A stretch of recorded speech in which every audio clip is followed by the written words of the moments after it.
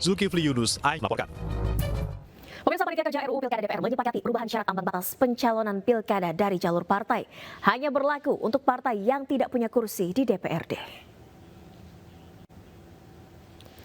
Panitia Kerja RUU Pilkada DPR menyepakati perubahan syarat ambang batas pencalonan pilkada dari jalur partai hanya berlaku untuk partai yang tidak punya kursi di DPRD.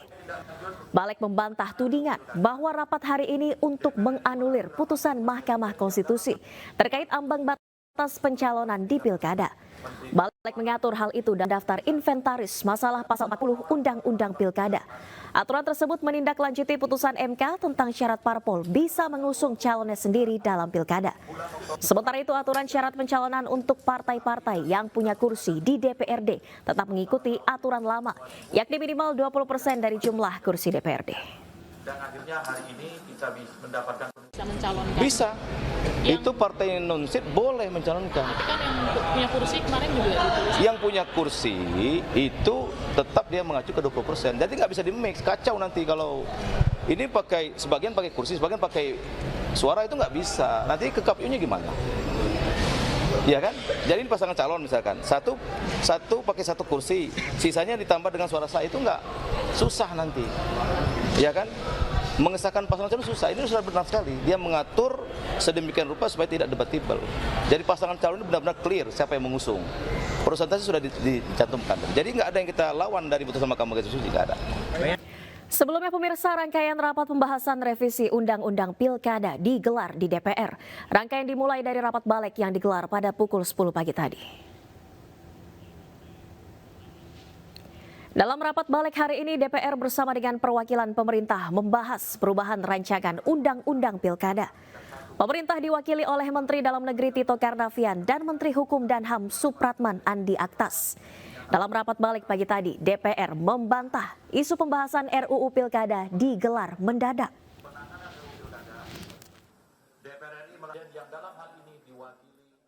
Jadi perlu kami jelaskan bahwa RUU ini merupakan usul inisiatif DPR. Jadi waktu itu dimulai pada tanggal 23 bulan Oktober tahun 2023. Jadi bukan baru kemarin, tapi memang ini RUU yang sudah diusulkan oleh DPR tahun lalu. Dan disahkan di paripurna menjadi usul inisiatif DPR pada tanggal 21 November 2023. Tetapi karena kita menghadapi pemilu, tahu sama tahu, semua sibuk, kemudian sempat tertunda. Dan semakin tertunda karena waktu itu ada putusan Mahkamah Konstitusi mengenai penjadwalan pilkada yang tidak ditunda lagi. Waktu itu sempat ada MK memutuskan tidak ada perubahan jadwal pilkada. Sehingga hal yang paling krusial kemudian ditunda lagi. Dan akhirnya hari ini kita bisa mendapatkan penugasan dari DPR dan surprise dari pemerintah itu sudah lama. Dan kemarin kita mendapatkan penugasan dari pimpinan DPR untuk melaksanakan pembahasan RUU, pembahasan tingkat 1. Dan usulan revisi saat itu, pemerintah kemudian menunjuk 3 menteri. Menteri itu Menteri Dalam Negeri, Menteri Kumham, dan Menteri Keuangan mewakili pemerintah untuk membahas. Dan kami sudah melakukan pembahasan internal pemerintah, panitia antar kementerian, termasuk juga mengundang KPU, Bawaslu, DKPP. Dan saat itu kita sudah menyusun DIM, daftar isian masalah, yang jumlahnya 496. Yang meliputi 42 pasal, 12 usulan baru pemerintah, dan ada 30 usulan baru dari DPR RI. Kemudian kita menunggu untuk setelah surat Presiden dikirimkan tanggal 22 Januari 2024, kita menunggu untuk dibahas, tapi belum sempat, belum ada undangan, dan kemudian dari DPR RI dan kemudian kita baru menerima kemarin tanggal 20 Agustus, otomatis kita menghormati untuk datang hadir sini, dan kami tadi menyampaikan ada dari dim-dim tersebut ada yang sudah nggak relevan lagi. Tadi sudah saya sampaikan di dalam, mungkin rekan-rekan juga mengikuti beberapa contoh yang tidak relevan lagi karena memang sudah selesai. Seperti pelantikan anggota DPRD serentak tidak bisa dilaksanakan, maka dilaksanakan secara bertahap sesuai habis masa jabatannya. Setelah itu pemerintah tentunya berpendapat kalau memang mau dibahas revisi undang-undang pilkada tersebut ya sesuaikan dengan yang. Sementara itu pemirsa, pihak istana menghormati keputusan yang dikeluarkan Mahkamah Konstitusi terkait gugatan Undang-Undang Pilkada. Kepala Kantor Komunikasi Presiden Hasan Nasbi mengatakan saat ini pemerintah menghormati putusan MK nomor 60 terkait ambang batas pencalonan kepala daerah. Namun Hasan enggan berkomentar terkait pembahasan rancangan Undang-Undang Pilkada yang dibahas Badan Legislatif di DPR. Menurut Hasan, RUU Pilkada merupakan inisiatif DPR sejak tahun lalu, meskipun sempat mandek dan dilanjutkan hari ini. Pemerintah menghormati hak DPR dalam membuat undang-undang. Begitu juga dengan MK yang memiliki kewenangan untuk mereview atau membahas permohonan masyarakat. Hasan pun menegaskan pemerintah nantinya akan mengikuti aturan yang dituangkan dalam undang-undang.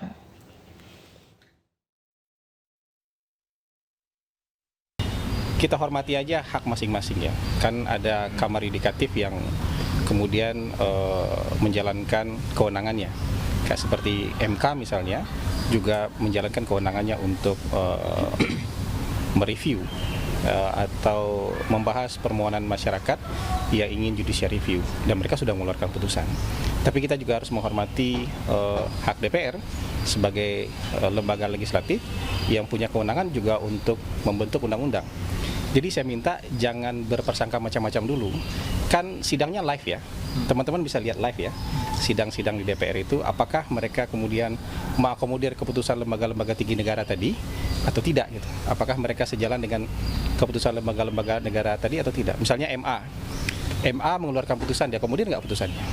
Misalnya MK mengeluarkan keputusan, diakomodir nggak di undang-undang ini? Kalau misalnya keputusan MA diakomodir, putusan MK diakomodir, kemudian diakomodir dalam undang-undang ini, artinya kan tidak ada perbedaan di antara ketiga lembaga tinggi negara itu. Artinya bagus kan? Kalau tidak diakomodir tentu akan terjadi soal aturan ya, akan terjadi dispute soal aturan karena MK atau MA punya putusannya apa, kemudian DPR punya keputusan yang berbeda, tentu nanti akan. Terima kasih Anda masih di iNewsroom. Pemirsa, rapat panitia kerja DPR RI yang digelar hari ini kembali membuka jalan Kaisang Pangarep melenggang ikut di kontestasi Pilkada 2024. Sementara anggota DPR RI fraksi PDIP sempat mendebat hasil keputusan di rapat.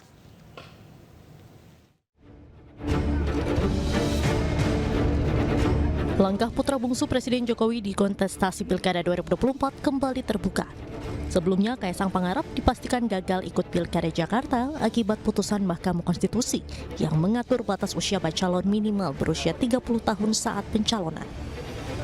Hari ini putusan MK tersebut dianulir oleh Badan Legislatif pada rapat panitia kerja DPR RI.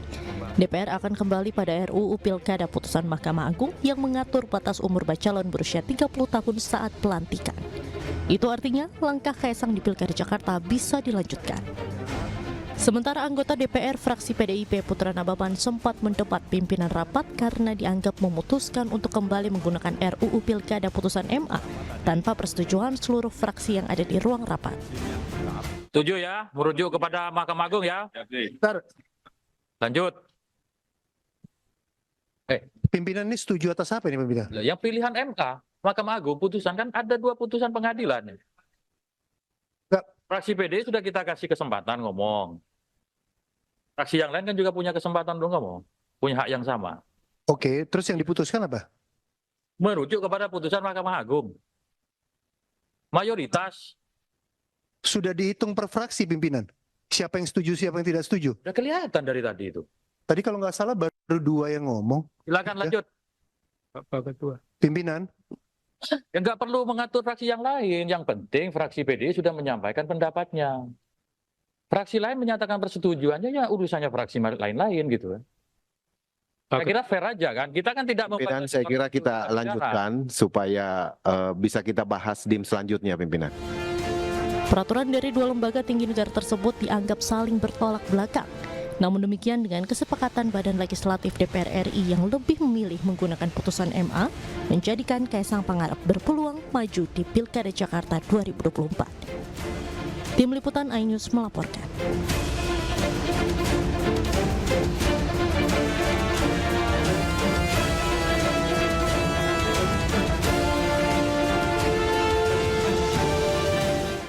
Pemirsa, PDI Perjuangan terancam tidak bisa mengusung calon di Pilgub Jakarta usai adanya kesepakatan Panja Balik DPR terkait putusan Mahkamah Konstitusi. Dalam kesepakatan Panja Balik, salah satunya disebut partai yang memiliki kursi tetap harus memenuhi ambang batas 20% di DPRD untuk dapat mengusung calonnya sendiri.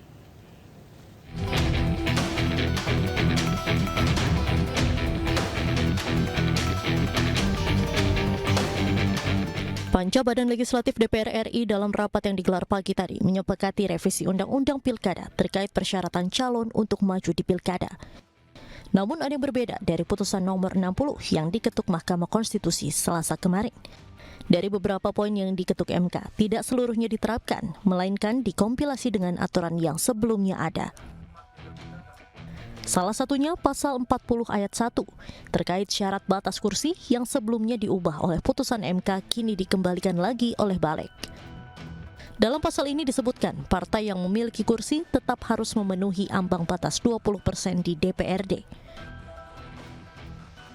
Partai politik atau gabungan partai politik yang memiliki kursi di DPRD dapat mendaftarkan calon jika telah memenuhi persyaratan perolehan paling sedikit 20% dari jumlah kursi DPRD atau 25% dari akumulasi perolehan suara sah dalam pemilihan umum anggota DPRD di daerah yang bersangkutan.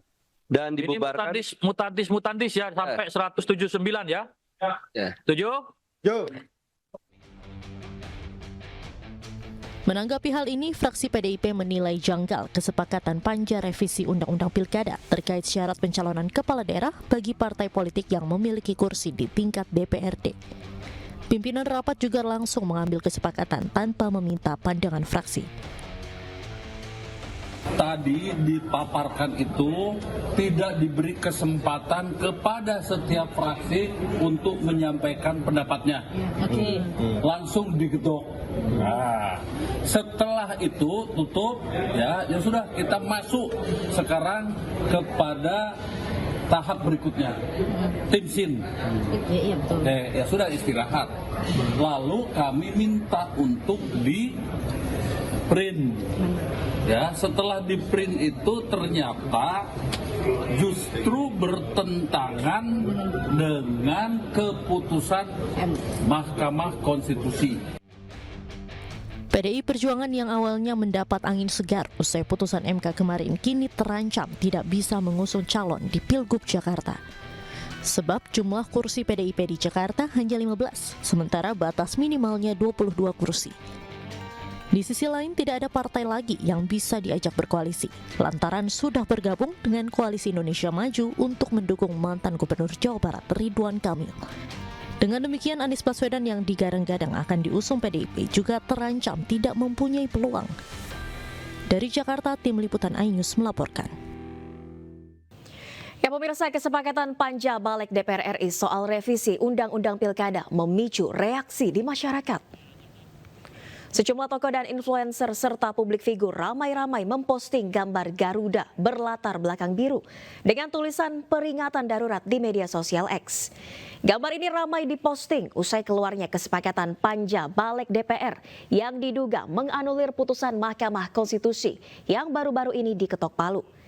Gerakan peringatan darurat ini merujuk pada ajakan untuk sama-sama mengawal jalannya pemilihan kepala daerah 2024.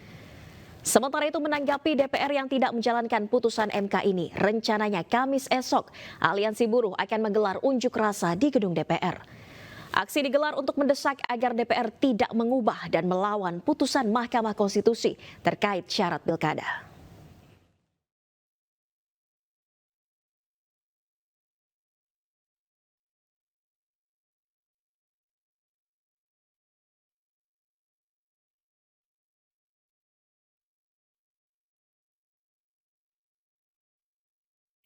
Anda kembali di iNewsroom, pemirsa. Presiden Joko Widodo menanggapi kesepakatan Panitia Kerja DPR terkait RUU Pilkada yang mengatur perubahan syarat ambang batas pencalonan pilkada. Presiden menyebut menghormati keputusan lembaga negara termasuk DPR. Iya, kita hormati kewenangan dan keputusan dari masing-masing lembaga negara. Itu proses konstitusional yang biasa terjadi di lembaga-lembaga negara yang kita miliki. Ya pemirsa, hasil rapat Panitia Kerja DPR RI kembali membuka jalan Kaisang Pangarep melenggang ikut di kontestasi Pilkada Jakarta 2024. Keputusan tersebut menuai reaksi dan polemik. Untuk membahas lebih lanjut soal hal ini, kita sudah bergabung dengan pakar hukum tata negara Denny Indrayana. Dan kita juga masih menunggu sambungan dengan Wakil Ketua Umum Relawan Jokowi Mania San Salvator. Saya sapa terlebih dahulu, selamat malam Bang Denny. Selamat malam Nadia, apa kabar? Baik, selamat malam Bang Denny. Kemarin Bang Denny, MK sudah ketok palu memutuskan perihal ambang batas suara pencalonan di Pilkada dan syarat minimal usia kepala daerah. Tapi hari ini ada pembahasan di DPR. Tanggapan Anda bagaimana Bang Denny? Ini dari sisi hukum tata negara sebenarnya sangat memalukan dan memilukan ya. Kalau tidak dipahami oleh Presiden Jokowi. Tadi pernyataannya itu menurut saya keliru besar ya. Mahkamah Konstitusi itu adalah lembaga yang diberi kewenangan untuk menguji konstitusionalitas undang-undang. Dan dalam putusan 60 itu jelas ambang batasnya sudah diubah. Dan dalam putusan 70 syarat umur sudah ditegaskan pemaknanya sejak penetapan calon, bukan sejak pelantikan.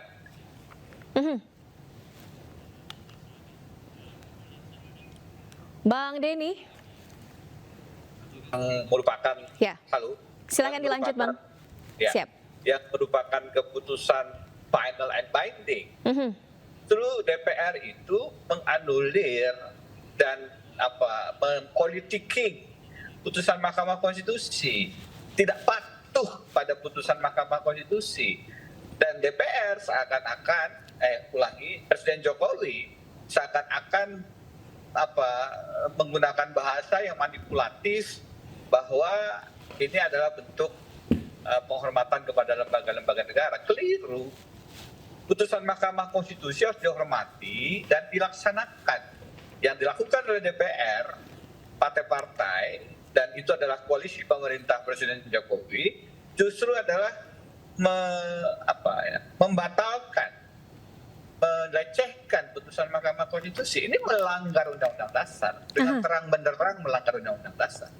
Karena itu harusnya sih Presiden paham, dalam beberapa kesempatan beliau ini memang seolah-olah begitu tidak mengerti, tapi sebenarnya memanipulasi pemaknaan konstitusi kita dengan sangat terang benderang. Ini yang harus kita lawan sama-sama.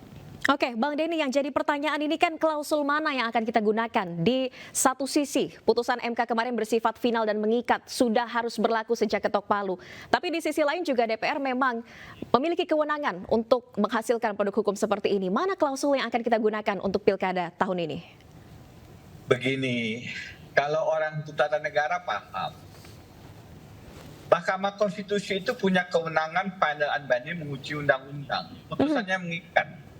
DPR tidak bisa mengubah putusan Mahkamah Konstitusi. Kalau kemudian putusan DPR diubah oleh Mahkamah Konstitusi, kemudian diubah lagi oleh DPR, ya tidak ada yang final dan mengikat. Dan kemudian nanti dibawa ke MK, diuji dibatalkan lagi, nanti dibawa ke DPR, dibatalkan lagi. Itu artinya kan jadi kelihatan kita bernegara ini seolah-olah main-main gitu. Jadi tidak boleh putusan Mahkamah Konstitusi itu kemudian seolah-olah bisa dibatalkan oleh DPR, karena DPR punya kewenangan legislasi, tidak bisa. Baik. Nampaknya sambungan dengan Bang Denny Indrayana mengalami kendala. Oke, Bang Denny sudah tersambung kembali. Silakan Bang Denny. Iya, maaf ada telepon masuk jadi mungkin terganggu. Jadi DPR itu harusnya menghormati putusan Mahkamah Konstitusi, bukan membatalkannya. Pembatalan oleh DPR tidak bisa dibenarkan karena itu melanggar Konstitusi yang memberikan kewenangan final and binding MK untuk menguji undang-undang. Demikian pemahamannya. Begitu juga ada yang mengatakan ini putusan MK, ada putusan MA, berarti silakan dipilih. Tidak benar. MA itu menguji peraturan pemerintah yang aturannya di bawah undang-undang. Sedangkan MK menguji undang-undangnya. Kalau undang-undangnya sudah diuji dan dimaknai penetapan calon, peraturan di bawahnya tidak boleh bertentangan. Peraturan di bawahnya yang diuji MA harus sejalan dengan aturan di atasnya. Itu lex superiori, the regat legi inferiori. Aturan yang lebih tinggi mengenyampingkan aturan yang lebih rendah. Pun ada aturan yang mengatakan karena putusan MK ini lebih baru dan putusan MA itu lebih lama, maka ada asas hukum lex posteriori, derogat legi priori. Aturan yang lebih baru mengenyampingkan aturan yang lebih lama. Jadi dengan demikian, mengatakan kami boleh memilih putusan MA ketimbang putusan MK, itu menyesatkan. Oke, itu manipulatif. Bang Denny, sebelum dilanjutkan kita sama-sama simak kembali Bang Denny dan juga pemirsa pernyataan dari Yandri Susanto, anggota Balik DPR fraksi PAN berikut ini. Bisa. Itu partai non-seat boleh mencalonkan. Tapi kan yang punya kursi kemarin juga ditulis. Yang punya kursi itu tetap dia mengacu ke 20%. Jadi nggak bisa di-mix, kacau nanti kalau ini pakai sebagian pakai kursi, sebagian pakai suara, itu nggak bisa. Nanti ke KPU-nya gimana? Ya kan? Jadi pasangan calon misalkan, satu pakai satu kursi, sisanya ditambah dengan suara sah, itu nggak susah nanti. Ya kan? Mengesahkan pasangan calon susah, ini sudah benar sekali. Dia mengatur sedemikian rupa supaya tidak debatable. Jadi pasangan calon ini benar-benar clear siapa yang mengusung. Persentase sudah dicantumkan. Jadi nggak ada yang kita lawan dari putusan Mahkamah Konstitusi, nggak ada. Baik, Bang Denny, kalau mendengar tadi dari pernyataan dari anggota DPR, Balik DPR tadi, ini tidak boleh dimix, dicampur begitu, sebagian pakai kursi, sebagian pakai suara. Logis menurut Anda? Putusan Mahkamah Konstitusinya tidak mencampur. Putusan Mahkamah Konstitusinya mendasarkan pada suara sah. Dan dengan demikian sudah jelas setara dengan syarat-syarat pemilihan calon dari perseorangan. Kepala daerah dari calon perseorangan. Itu yang disampaikan oleh MK dalam pertimbangan hukumnya. Dengan sekarang itu kemudian diubah lagi, itu artinya lagi-lagi DPR tidak patuh pada putusan Mahkamah Konstitusi. Jadi kalau dikatakan tadi tidak ada yang diubah, kita menghormati putusan MK, lagi-lagi itu penyesatan. Itu jelas-jelas sebagaimana Presiden tadi mengatakan kita hormati, saya tadi membaca kita hormati putusan MK, harus dilaksanakan. Faktanya partai-partai koalisinya di DPR justru membantah putusan MK. Jadi kita sedang melihat tontonan penipuan publik yang sangat sangat telanjang, dan bagi kami yang di hukum tata negara menjadi merusak begitu. Karena kalau Mahkamah Konstitusi saja putusannya tidak dihormati, terus konstitusi tidak dihormati, aturan apalagi yang bisa menjadi pegangan bagi kita dalam bernegara. Baik. DPR dan Presiden mempertontonkan contoh yang sangat buruk di hadapan rakyatnya. Oke, baik. Baik, Bang Denny, kita sama-sama nantikan produk hukum apa yang akan digunakan untuk Pilkada serentak 2024 ini, dan kita sama-sama kawal bersama proses yang masih berjalan hingga saat ini. Terima kasih Bang Denny Indrayana telah bergabung di iNewsroom. Sehat selalu, selamat malam. Anda kembali di iNewsroom, pemirsa. Kasus dugaan korupsi pengelolaan tata niaga komoditas timah di wilayah IU PT Timah Tbk tahun 2015-2022 memasuki babak baru. Helena atau yang biasa dikenal dengan Helena Lim menjalani sidang dakwaan di Pengadilan Tipikor Jakarta Pusat. Dalam sidang perdana ini, Helena didakwa membantu perbuatan tindak pidana korupsi, baik yang dilakukan pegawai Dinas ESDM Provinsi Bangka Belitung maupun terdakwa Harvey Muiz. Selain itu, Helena juga didakwa tindak pidana pencucian uang. Sama seperti terdakwa Harvey Muiz, Helena juga tidak mengajukan eksepsi. Helena dijadwalkan akan kembali menjalani persidangan pada 2 September mendatang. Dalam sidang berikutnya, jaksa penuntut umum akan menghadirkan sejumlah saksi untuk pembuktian. Ya kita urut dulu pembuktian tipikor tentunya. Ya seperti yang sudah ada di dakwaan kemarin kita bacakan bahwa memang ada rekening yang bersangkutan SD digunakan untuk menampung hasil-hasil kejahatan itu. Tapi nanti lebih detailnya ya kita ikuti nanti persidangan. Jadi ya. terdakwa yang udah di sidang ada berapa orang Pak?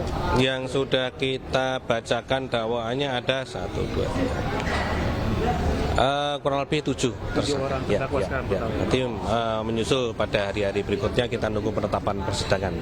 Ya, begitu. Terima kasih. Ya. Ya. Ada beberapa. Kita ke informasi berikutnya, pemirsa. Musyawarah Nasional 11 Golkar resmi memutuskan dan menetapkan Bahlil Lahadalia sebagai Ketua Umum Golkar.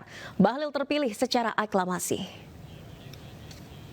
Menteri Energi dan Sumber Daya Mineral Bahlil Lahadalia resmi menggantikan Erlangga Hartarto sebagai Ketua Umum Dewan Pengurus Pusat Partai Golkar periode 2024-2029. Bahlil terpilih secara aklamasi dalam Musyawarah Nasional ke-11 yang digelar di JCC Senayan, Jakarta, Rabu siang. Setelah disetujui seluruh peserta Munas, Bahlil menerima secara simbolis bendera Partai Golkar dari pimpinan sidang. Bahlil sebelumnya telah lolos verifikasi dan disahkan menjadi calon Ketua Umum Tunggal. Dalam Munas, Bahlil memaparkan sejumlah visi dan misi termasuk dukungan Partai Golkar terhadap pemerintahan Presiden terpilih Prabowo Subianto dan Wakil Presiden terpilih Gibran Rakabuming Raka.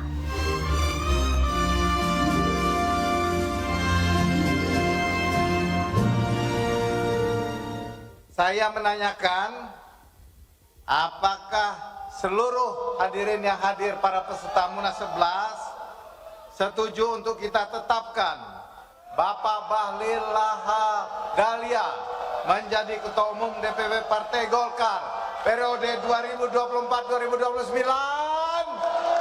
Setuju? Setuju? Setuju.